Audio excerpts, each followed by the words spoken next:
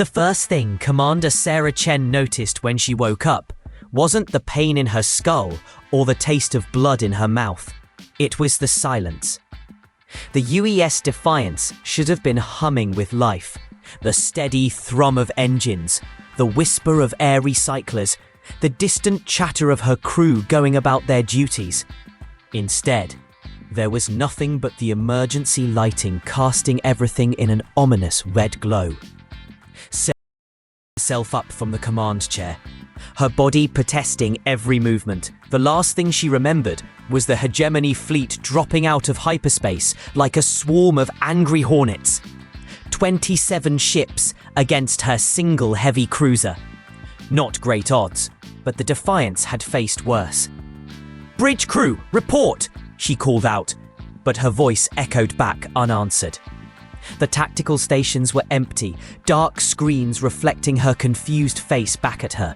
She stumbled to the communications console, fingers working from muscle memory even as her head pounded. "This is Commander Chen to all stations. Report your status immediately." Static. Sarah's blood ran cold as she accessed the ship's internal sensors. According to the readings, she was alone. Not just alone on the bridge, alone on the entire ship. 800 crew members, and the sensors showed only one life sign, hers. The timestamp on the console made her stomach drop. She'd been unconscious for 6 hours. 6 hours was an eternity in a space battle. What had happened to her crew? Where was the hegemony fleet? She made her way to the nearest viewport and looked out into space. What she saw made no sense at all. The Defiance was drifting in what appeared to be a massive ship graveyard. Twisted metal and debris stretched in every direction. The remains of hundreds of vessels from dozens of different species. But these weren't battle casualties. The damage patterns were all wrong. These ships looked like they'd been systematically dismantled, stripped of anything valuable, and left to rot. "What the hell happened here?" Sarah whispered. A new voice answered her from behind, speaking in perfect English with just a hint of an accent she couldn't place. "An excellent question, Commander Chen. One I've been hoping to discuss with you." Sarah spun around, hand instinctively reaching for her sidearm. Standing in the doorway to the bridge was a figure she'd never seen before. Tall, humanoid, but clearly not human. Its skin had a faint blue tint, and its eyes were too large, too knowing. "Who are you?" she demanded, drawing her weapon. "How did you get aboard my ship?" The alien raised its hands in a gesture of peace. "My name is Ketvar, and I represent what remains of the Preservation Coalition. As for how I got here," it gestured to the viewport. "This is my ship graveyard, Commander. Has been for the last 3 years. 3 years? Sarah's voice cracked. "That's impossible. I was just in battle with the hegemony fleet 6 hours ago." Ketvar's expression grew sad. "Commander, that battle took place 3 years ago. You've been in a medical coma aboard my vessel while we tried to save your life. This is the first time you've been conscious since we pulled you from the wreckage of your ship." The words hit Sarah like a physical blow. She looked around the bridge again, really looked this time. The details she'd missed before jumped out at her. The subtle differences in the wall panels, the slightly altered configuration of the stations. This wasn't the Defiance at all. It was a perfect recreation. "You built this," she said, her voice barely above a whisper. "We did. We thought it might help with your recovery if you woke up in familiar surroundings. We didn't expect you to wake up with total memory displacement, believing you were still in the battle." Sarah sank into the command chair, her mind reeling. "My crew." "I'm sorry, Commander. You were the only survivor we found." The Defiant fought brilliantly, but 27 ships were simply too many. The final explosion destroyed most of the hegemony fleet as well. Your ship's core detonation took out their flagship and 16 other vessels. A hollow laugh escaped Sarah's lips. Great. We took them with us. That's something, I guess. She looked up at Kethvar. But if that battle was 3 years ago, why are you here? Why save me? Kethvar moved to one of the tactical stations, his long fingers dancing over the controls. The main screen flickered to life, showing a star map Sarah didn't recognize. Large swaths of space were marked in red. Because, Commander, the battle you fought was just the beginning. The hegemony you knew, the one that attacked your ship, was only a small splinter faction. The real hegemony has been systematically conquering this entire sector for the past 50 years. They've wiped out 14 different civilizations, enslaved billions of sentient beings, and they're not slowing down. Sarah studied the map, her tactical mind automatically analyzing the patterns. They're herding you, forcing survivors into smaller and smaller pockets of space. Exactly. What remains of the free worlds have formed the Preservation Coalition, but we're losing badly. We don't have the numbers, the weapons, or the strategic thinking to stand against them. Then why save me? One human isn't going to tip the balance of a galactic war. Kethvar's large eyes fixed on hers. Because, Commander, in 3 years of studying the wreckage of that battle, we've learned something remarkable about humans. Something the hegemony doesn't know. He touched another control, and the screen shifted to show tactical analyses of the battle. Sarah watched her own ship's final moments play out in clinical detail. The impossible maneuvers her crew had pulled off. The way they'd used every scrap of debris and every tactical advantage to punch far above their weight class. The math says you should have been destroyed in the first exchange, Kethvar continued. 27 ships with superior technology and numbers. But you lasted 4 hours and took out more than half of them. Our best strategists have been studying your battle records, and they all reached the same conclusion, which is, humans don't fight the way the rest of us do. You don't follow the established rules of engagement.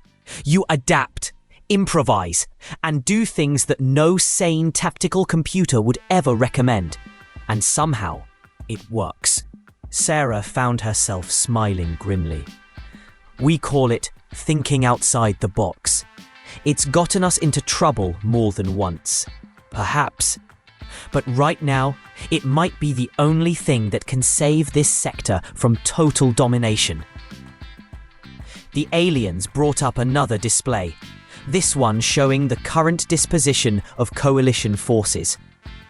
It was a depressing sight. Maybe 200 ships total, scattered across dozens of systems, all running and hiding. The hegemony has grown complacent, Kethvar explained. They've been winning for so long that they follow the same patterns, use the same strategies. They're predictable. But predictable opponents are vulnerable to unconventional thinking. Sarah stood up, her tactical mind already working. You want me to train your people to fight like humans. We want you to lead them. The Coalition Council has agreed to place all our remaining forces under human command, if you accept.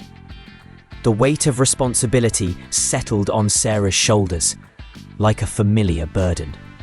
200 ships and whatever crew they carried, all depending on her to find a way to win an unwinnable war. It should have been terrifying. Instead, she felt something she hadn't experienced since waking up. Hope.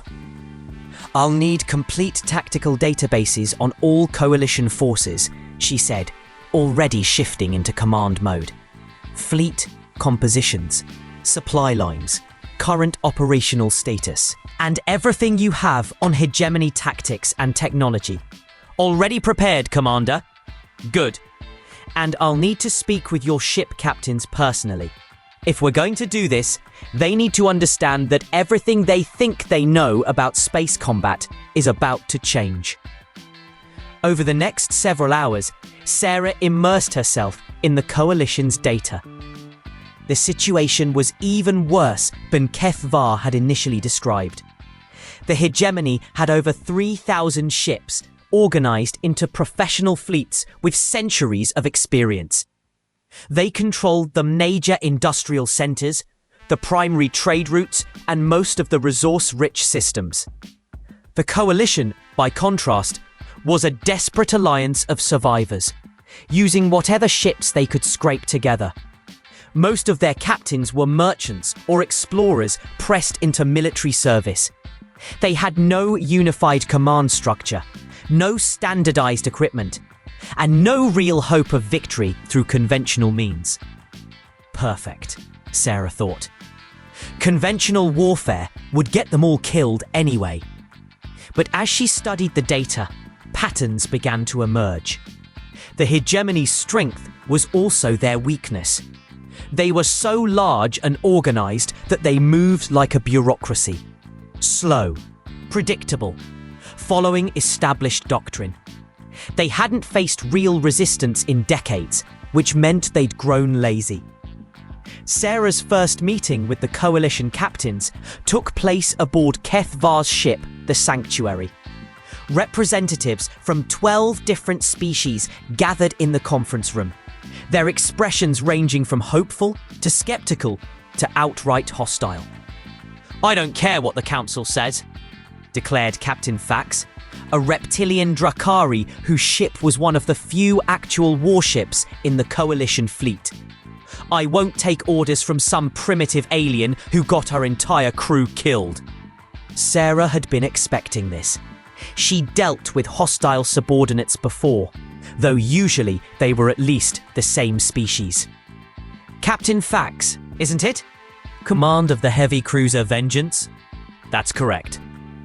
"Tell me, Captain, how many hegemony ships have you destroyed in your career?" Fax's scaled face flushed darker. "The hegemony has superior numbers. Direct engagement is suicide." "I'll take that as 0. Sarah turned to address the room. 3 years ago, my ship engaged 27 hegemony vessels in direct combat. We destroyed 17 of them before we were overwhelmed. Not through superior technology or numbers, but through superior tactics." She activated the holographic display, showing the battle analysis HFY had prepared. "The hegemony fights like they're still conquering primitive worlds with spears and arrows.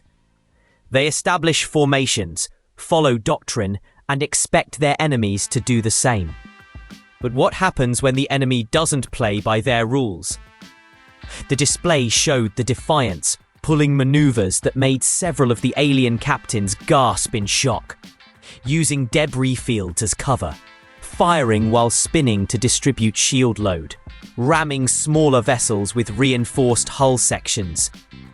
"This is madness," muttered Captain Yerrell, whose people valued elegant, honorable combat.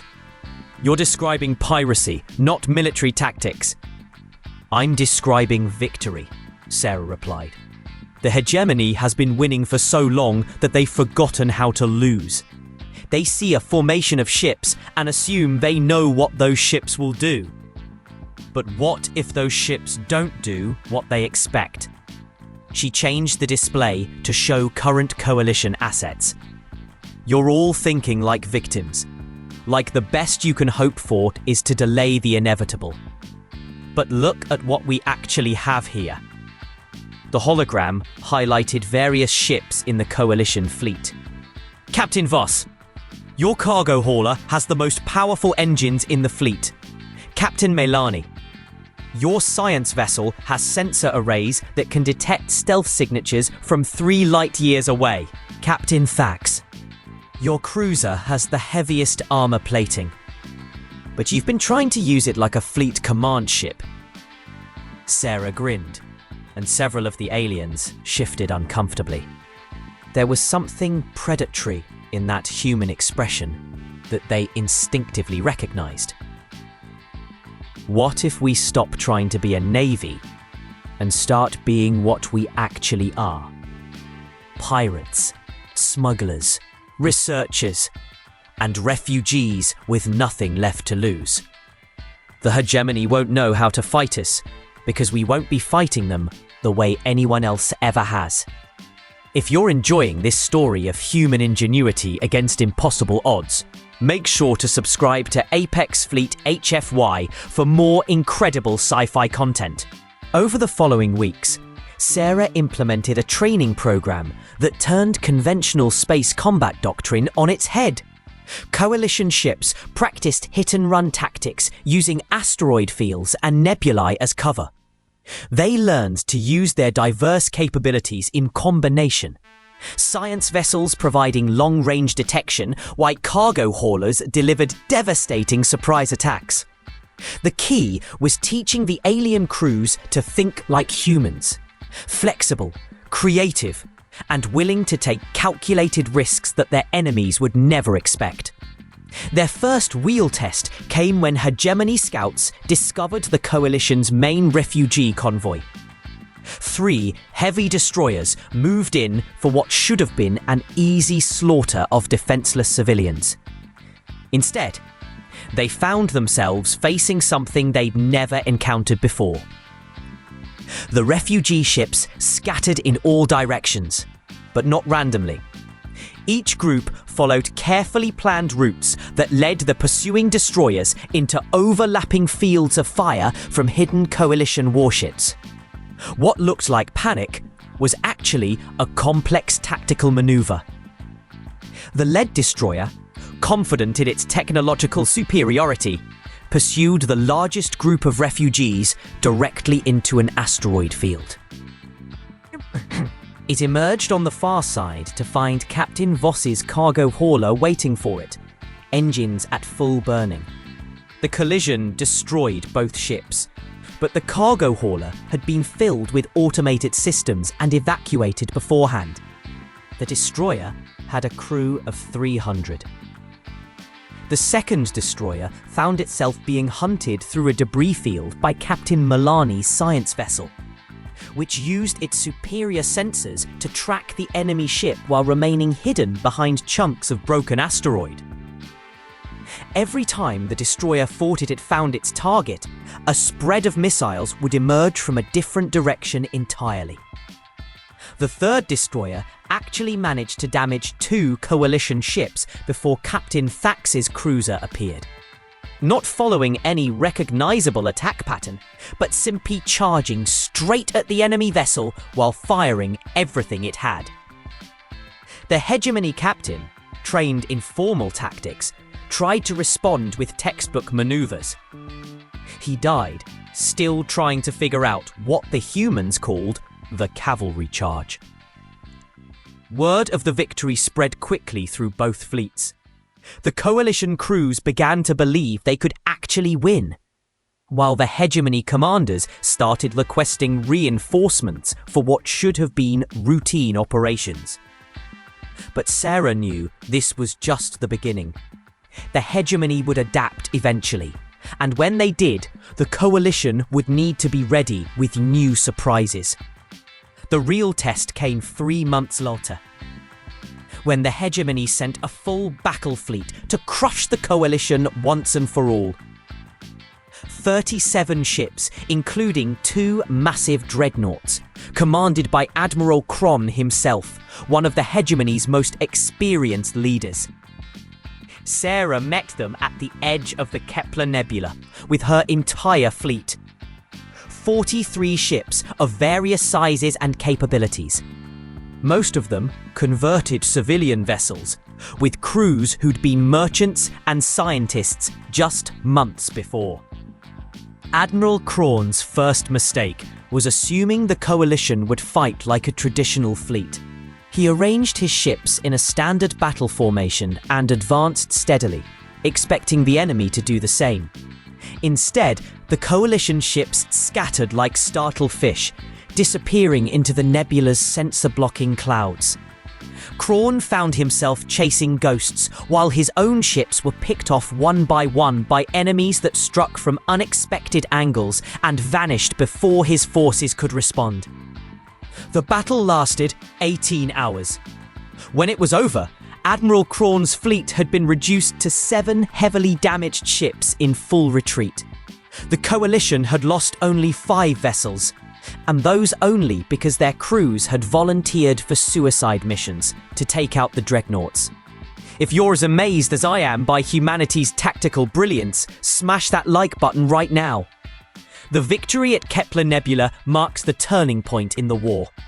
Within a year, the Coalition had grown from 200 ships to over 1,000, as previously neutral worlds joined the fight.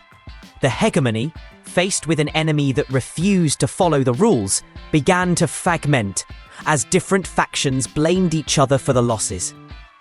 Sarah found herself promoted from Fleet Commander to Supreme Admiral of the Coalition forces, a position that came with resources she'd never dreamed of.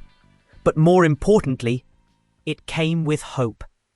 Standing on the bridge of her new flagship, the New Defiance, Sarah looked out at the combined fleet preparing for what everyone knew would be the final assault on the hegemony's core worlds. 5,000 ships from 30 different species, all united under human tactical doctrine. Kefvar joined her at the viewport, his expression thoughtful. Do you ever wonder what would have happened if we hadn't found you in that wreckage? Sarah considered the question. The hegemony would have won. Your people would be dead or enslaved, and this entire sector would be under their control. And now they're about to learn why humans don't stay down when you knock us out. We just come back angrier and smarter than before. The final battle was less a single engagement than a series of coordinated strikes across dozens of systems. The Coalition fleet, operating in small independent groups, hit industrial centers, supply depots, and command stations simultaneously. The hegemony's centralized command structure, designed for controlling vast territories, became a liability when every part of it was under attack at once. 3 weeks later, the last hegemony stronghold surrendered. The war was over. Sarah stood in the ruins of the hegemony's capital, watching Coalition engineers work to restore power to the civilian districts. The building around her had once housed the central command that had orchestrated the destruction of 14 civilizations. Now it would become the seat of a new government, one based on cooperation rather than conquest. The council wants to offer you a permanent position, Kefvar said, approaching with a datapad. Admiral of the combined fleet, with authority over all military operations in this sector. Sarah smiled and shook her head. Thanks, but I think I'll pass. You don't need human tactical thinking anymore. You've learned to think creatively for yourselves. Then what will you do? Sarah looked up at the stars visible through the broken dome overhead. Head home, I think. Earth must be wondering what happened to the Defiance. And I have a feeling they're going to want to hear about everything that's happened out here. You think they'll send more ships? Oh, I guarantee it. Humans are curious by nature, and we don't like leaving our people behind. Plus, you've just proven that this galaxy has room for more than one way of thinking about things. She turned to face her alien friend. The hegemony made one critical error. They assumed that because they'd won for so long, they were unbeatable. But the universe has a way of humbling anyone who gets too comfortable. And humans? Sarah's grin was fierce and proud. Humans never get comfortable.